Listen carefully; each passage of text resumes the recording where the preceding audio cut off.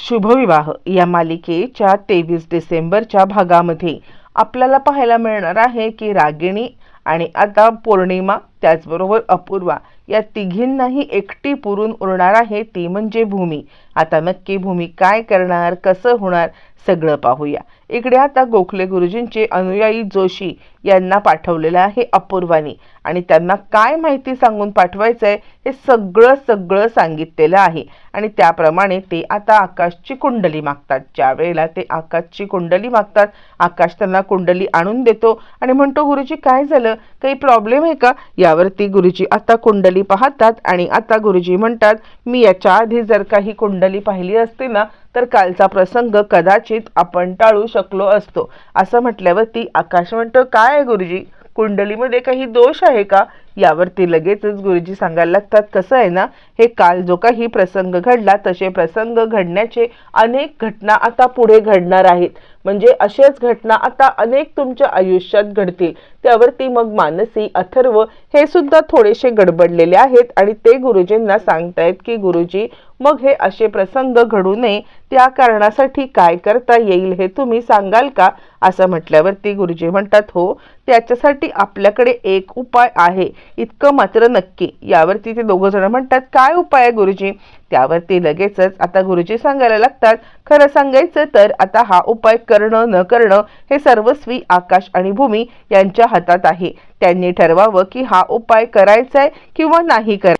यावरती भूमी म्हणते गुरुजी तुम्ही सांगून तर बघा। आणि असं म्हटल्यावरती गुरुजी म्हणतात कसं आहे, तुमच्यावरचं संकट हे दिवसेंदिवस तुमच्या दिशेने जास्त जोरात घोंगावत येत आहे आणि याला उपाय म्हणजे एकच आहे की तुम्ही म्हणजे खरं सांगायचं तर आकाश आणि भूमी तुम्ही घराचे करते आहात ना, म्हणजे घराची सगळी सूत्र तुमच्या हातात आहेत ना? यावरती आकाश म्हणतो हो, मी ऑफिसचं सगळं पाहतो आणि घरामधली सगळी सूत्र ही आता भूमी पाहते। यावरती गुरुजी आता बराच वेळ पत्रिका पाहण्याची ऍक्टिंग करतात। हो ऍक्टिंगच, कारण आता अपूर्वाने त्यांना ऑलरेडी सांगितलेलं आहे की काय सांगायचंय किंवा आता भूमी आणि आकाश यांच्याबद्दल कसं विष पेरायचंय हे ऑलरेडी गुरुजींना माहिती असल्या कारणाने ते सगळं प्लॅनिंगच होतं आणि त्यामुळे नाटकच करत गुरुजी आता कुंडली बघतात आणि कुंडली बघितल्यावरती गुरुजी सांगायला लागतात हे बघा, म्हणजे तुम्ही दोघांनी ही सूत्र सोडणं अपेक्षित आहे। म्हणजे आकाशने तर आता घराच्या बाहेरची जी काही त्याची सूत्र आहेत ऑफिसची ती सगळी सूत्र सोडायची आणि दुसरं कोणाच्या तरी हातात सोपवायची आणि घरामध्ये सुद्धा आता भूमीने तिच्या हातामधली जी काही सूत्र आहेत किंवा तिचं जे काही हे आहे ते सगळं आता सोपवायचं आहे, बाकी दुसरं कोणाच्या हातामध्ये। ह्याच्याशिवाय दुसरा उपाय नाहीये। जर घरातली सगळी सूत्र तुमच्या हातात राहिली तर मात्र तुमच्यावरती हे अशी संकट सतत येत राहणार आहेत, याला कोणताही पर्याय नाहीये। असं म्हणत प्रेक्षकांनो आता इकडे गुरुजींनी मोठाच बॉम्ब फोडलाय। आता हा बॉम्ब त्याने अपूर्वाच्या सांगण्यावरून फोडलाय हे मात्र कुणाला माहिती नाहीये आणि त्याचमुळे आता इकडे सगळेजण चिंतेत आहेत। आणि त्यानंतर गुरुजी म्हणतात हे बघा, मी माझं सांगायचं काम केलेलं आहे, काय निर्णय घ्यायचा किंवा कसा निर्णय घ्यायचा हे तुमचं तुम्ही ठरवायचं आहे। तुम्ही सगळ्यांनी मिळून ठरवा काय करायचं, पण जर ही सूत्र तुमच्या हातातच राहिली तर तुमच्यासाठी हे खूप धोकादायक आहे, इतकं मात्र 100%। असं म्हणत गुरुजींनी आता इकडे खूपच मोठा बॉम्ब फोडलाय आणि आकाशला या सगळ्यावरती विचार करण्यासाठी वेळ पाहिजे आहे, कारण आता त्याला माहिती आहे की आपण जर का सूत्र हातात दिली तरी सुद्धा खूप मोठा प्रॉब्लेम होणार आहे, प्रॉब्लेम काही सॉल्व्ह होणार नाहीये आणि सूत्र हातात नाही दिली तर गुरुजी म्हणतायत त्याप्रमाणे काही प्रॉब्लेम झाला तर। असं म्हणत आकाश विचार करतोय। बरं हे सगळं चालू असताना मग आता त्याच्या मनामध्ये खूप हे चालू आहेत, ते गुरुजींच्या पाया पडतायत आणि त्याच वेळेला फ्लॅशबॅकमध्ये आपल्याला दाखवलं जातं की जे काही गुरुजी बोलतायत ते त्यांना बोलण्यासाठी लावणारी बोलता बोलविता धनी म्हणजे अपूर्वा आहे। अपूर्वाने हे गुरुजींना मुद्दामच बोलायला लावलेलं आहे जेणेकरून गुरुजी आता इकडे सगळ्यांच्या समोर हे सगळं बोलतील आणि आकाशभूमी सूत्र सोडतील। तिला आता असं वाटते की इतक्या सहजासहजी आकाशभूमी ही सूत्र सोडून देतील आणि त्याच वेळेला मग आता लगेचच ती विचार करते आहे। बरं हे सगळं चालू असताना तोपर्यंत आता मात्र इकडे पौर्णिमाला विचार येतोय चला आता काहीही झालं ना तरी सुद्धा हे सगळं मला आईंपर्यंत पोहोचवायलाच पाहिजे. मला आता आईंना सांगायलाच पाहिजे की हा सगळा इकडे तमाशा चाललाय. आता गुरुजी आपलं बोलणं सांगतात, तिकडून निघून जातात.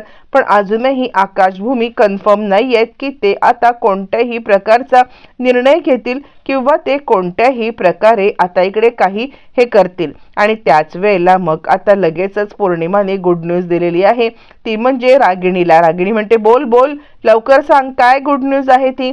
यावरती आता इकडे सांगायला लागते पौर्णिमा, तुम्हाला कसं माहिती गुड न्यूज आहे.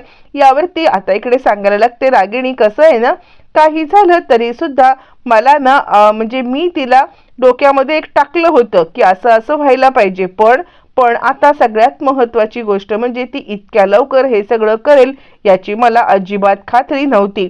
पण कमालच झाली म्हणायची. हां, तिने इतक्या लवकर सगळं केलं, हे तर खूपच छान झालेलं आहे. आणि त्यानंतर ती म्हणते, आता आकाश आणि भूमी यांच्या हातून सगळी सूत्र निघून गेली ना की त्यानंतर आपल्यासाठी ही गोष्ट असं मोठी असणार आहे. आपल्याला हे सगळं खूप छान असणार आहे.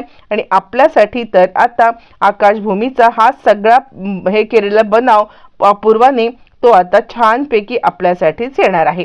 आणि त्यानंतर मग आता इकडे आकाश आणि भूमी दोघं जण देवाच्या इथे उभे आहेत. आणि आता इकडे दोघं जण देवाच्या इथे बोलतायत की देवी आई, जे काही उपाय आता गुरुजींनी सांगितलाय तो उपाय इतक्या लवकर आम्ही करू शकत नाही आहोत.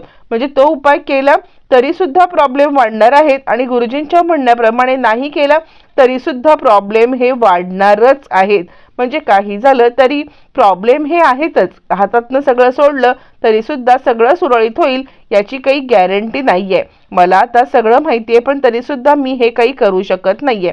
दोघांचं बोलणं चाललेलं आहे आणि त्यावरती आता इकडे काहीतरी उपाय काढायचा म्हणून घरच्या सगळ्यांना त्यांनी बोलवले. पण तितक्यात आता इकडे बलदेव आलाय आणि बलदेव सांगतो, आकाश, आपल्या अजून खूप साऱ्या ऑर्डर कॅन्सल झाल्या. आणि त्याचबरोबर अथर्व आलाय आणि आकाश, आपल्या अजून खूप साऱ्या ऑर्डर कॅन्सल झाल्या.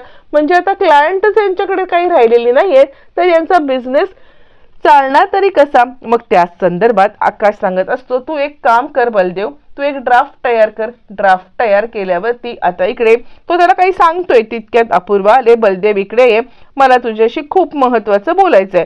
त्यावरती आता इकडे अपूर्वाला सांगतो आहे आकाश, थांब अपूर्वा, मला बलदेव सोबत बोलायचं आहे. आणि त्यावरती ती मात्र हट्टाला पेटते की तुमच्यापेक्षा जास्त महत्वाची गोष्ट मला बोलायची आहे. घरच्या कुणालाच कळत नाहीये हा अपूर्वाचं वागणं आता दिवसेंदिवस खूपच विचित्र होत चाललेलं आहे. आणि त्यानंतर अपूर्वा म्हणते, हे आम्हाला ना अशा क्वार्टर्स मिळतात, तर याच्यापैकी तुला कोणती क्वार्टर आवडले ती मला सांग, मी ती बुक करते. यावरती लगेचच आता इकडे बलदेव म्हणतो, तुझं काय चाललंय अपूर्वा, म्हणजे इथे आम्ही काहीतरी बोलतोय ना, मग तू मध्येच मला इकडे घेऊन आलीस, क्वार्टर दाखवतेस. यावरती ती म्हणते, मग काय गुरुजींनी काय सांगितलं तू ऐकलं नाहीयेस का. या सगळ्यामध्ये आता इकडे म्हणजे हे सगळं जे काही चाललंय त्याच्यामुळे आता खरं सांगायला गेलं तर यांना घर सुद्धा जाणार आहे. पूर्ण सगळं महाजन गारमेंट जर का धोक्यामध्ये गेलं तर आता यांचं घर पण जाणार. मग आपण कुठे जायचंय, आपण ही सोय आपली करायला नको का. यावरती बलदेव आता सांगतोय, थांब, तू जरा आतताईपणा करू नकोस. यावरती ती म्हणते, बलदेव, मी आतताईपणा करत नाहीये, पण तुला समजत नाहीये की हे सगळं जे काही चाललंय ना त्याच्यामध्ये तू कुठे आहेस. यांना गुरुजींनी सूत्र सोडायला सांगितलेत आणि ते बरोबर पण आहे ना. यांनी आता सगळे सूत्र दुसऱ्यांकडे द्यावी, तुला काय वाटतंय. अरे बघ ना, म्हणजे तसं बघायला गेलं तर हे लोक गारमेंट चालवत आहेत, तर आता गारमेंट यांच्या हातात आहे म्हटल्यावरती एक एक करत सगळे क्लायंट सोडून जाणारच ना. मग यांना समजायला पाहिजे की आपण ही सूत्र सोडली तर कदाचित गारमेंट चालेल. यावरती आता इकडे अथर्व चिडतोडी, काय चाललंय अपूर्वाताई तुमचं, म्हणजे आम्ही काहीच बोलत नाही तर तोंडाला येईल ते तुम्ही बडबड करत बसाल का आकाश आणि भूमीबद्दल. हे बघा, असं काही नाहीये, आकाश भूमी ही बिझनेस सांभाळण्यासाठी कॅपेबल आहेत. त्यावरती मग लगेचच अपूर्वा म्हणते, ते कॅपेबल आहेत ना, मग एक एक क्लायंट का सोडून चाललेत मला सांगशील का अथर्व. आणि असेच जर का सगळे क्लायंट सोडून जात राहिले तर मग तुमचा बिझनेस कसा होणार आहे. तुमचा बिझनेस होणारच नाहीये, बिझनेस ठप्प होईल. आणि त्याच वेळेला या ठप्प बिझनेसचं काय करायचं मग तुम्ही बघा. असं म्हटल्यावरती लगेचच आता इकडे अपूर्वाला बलदेव सांगतोय, जरा गप्प बस, काय चाललंय तुझं. तू किती बडबड बडबड बडबड करती आहेस. अपूर्वा म्हणते मी काहीही चुकीचं बोलत नाहीये. कुणाच्या तरी हातामध्ये बिझनेस सोपवायलाच पाहिजे ना. हा म्हणजे अथर्व लहान आहे, मानसीला बिझनेस मधलं काही कळत नाहीये आणि तिचा असा हेतू आहे की आकाशने बिझनेस सोपवा बलदेवकडे आणि भूमीने घरातली सूत्र सोपवावी तिच्याकडे.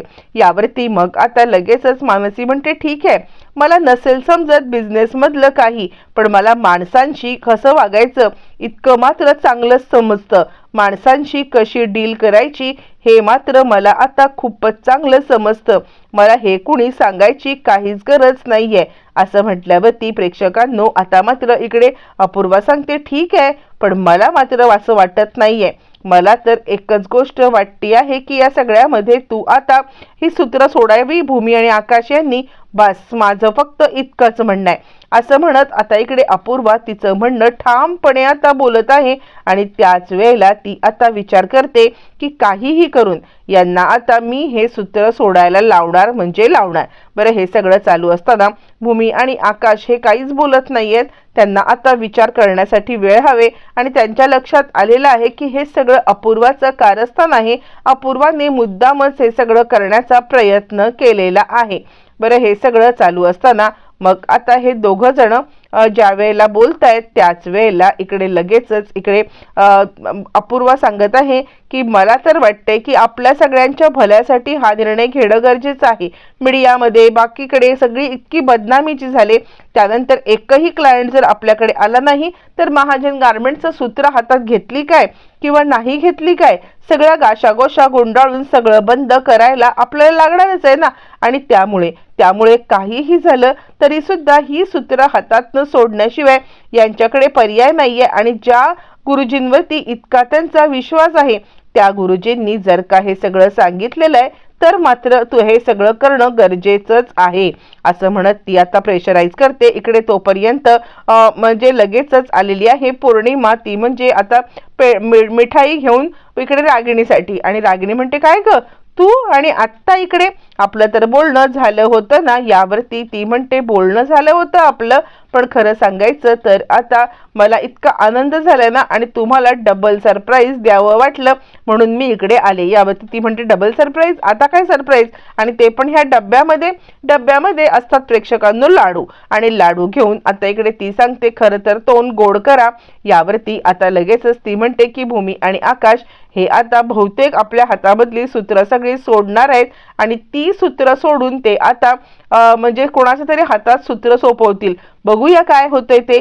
यावरती रागिणी म्हणते अरे वा, म्हणजे अपूर्वाला मी फक्त हिंट दिली होती पण तिने मात्र हे काम इतक्या चोखपणे पार पडेल असं मला बिलकुलच वाटलं नव्हतं. आणि यावरती लगेचच ती सांगते म्हणजे तुम्ही हे सगळं घडवून आणलं, अपूर्वाने हे सगळं मुद्दाम केलंय. यावरती ती म्हणते मग काय, जोशींना मॅनेज करणं हे सगळं तिनेच केलेलं आहे, मी फक्त हिंट दिली होती आणि ही हिंट इतकी कामाला येईल असं मला वाटलं नव्हतं. म्हणजे आता रागिणी ही कोणत्या लेवलची पोचलेली बाई आहे हे सुद्धा पौर्णिमाला माहीत असून पण प्रत्येक वेळेला तिची कारनामे बघून आता पौर्णिमा जवळजवळ आता प्रत्येक वेळेला तिच्या धक्क्यातच बसलेली आहे. बरं हे सगळं होत असताना मग आता ती सांगते की आता बघ, आता खरा काउंटडाऊन सुरू होणार आहे आणि काहीही झालं ना तरी सुद्धा आता खऱ्या अर्थाने यांची उतरती कळा सुरू होणार आहे.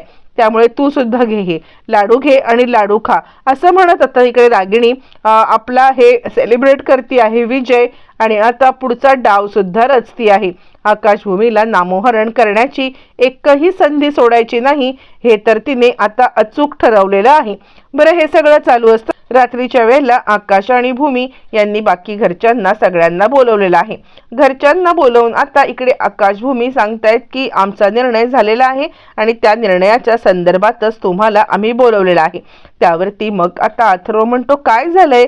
यावरती आकाश सांगतो काही नाही, आमचा निर्णय झालाय, म्हणजे आम्ही विचार केलाय जोशी गुरुजींनी जे काही सांगितलंय त्याचा. यावरती आता सगळ्यांनाच धक्का बसलाय, आकाश काय निर्णय घेणार. आणि त्यावरती आकाश म्हणतो की मी ठरवलेलं आहे की खरंच या घराच्या सूत्र आमच्या हातात असल्यामुळे जर का या घरावरती प्रॉब्लेम येत असेल तर आता या घराची सूत्र आम्ही सोपवायचं ठरवलेलं आहे. यावरती लगेचच आता इकडे भूमी सांगते हो, या घराची सूत्र आम्ही दुसऱ्या कुणाच्या तरी हातात सोपवायचं ठरले. आता तो दुसरा कोण किंवा कुणाच्या हातात सोपवणार हे मात्र आकाश भूमीने काहीच सांगितलेलं नसल्या कारणाने सगळेच जण विचार करतायत की आता ही सूत्र कुणाच्या हातात सोपवणार. आणि त्यानंतर मग आता इकडे सगळ्यात आनंद झालेला आहे ते म्हणजे इकडे आता अपूर्वा विचार करते, चला म्हणजे मी मगाशी सांगितल्याप्रमाणे ही सगळी सूत्र आता माझ्या हातात किंवा आता इकडे आपल्या बलदेवच्या हातात येणार. पण वेगळंच काहीतरी घडतं इकडे. तोपर्यंत आकाश भूमीला सांगतोय, मला काय वाटतं माहितीये का, आपले एक एक करत क्लायंट जे काही चाललेले आहेत ना त्या क्लायंटला कोणीतरी भडकवतंय. आता मग भडकवणारी व्यक्ती कोण आहे, तर अपूर्वाशिवाय दुसरी कोणी असूच शकत नाहीये. अपूर्वाच भडकवते हे मात्र आकाश आणि भूमी यांना माहितीये. आता अपूर्वाचं हे भडकवणं किंवा अपूर्वा जे काही वागते ते सगळं आकाश आणि भूमी आता सगळ्यांच्या समोर कशा पद्धतीने आणणार आणि अपूर्वाची भांडेफोड कशी होणार पाहणं रंजक.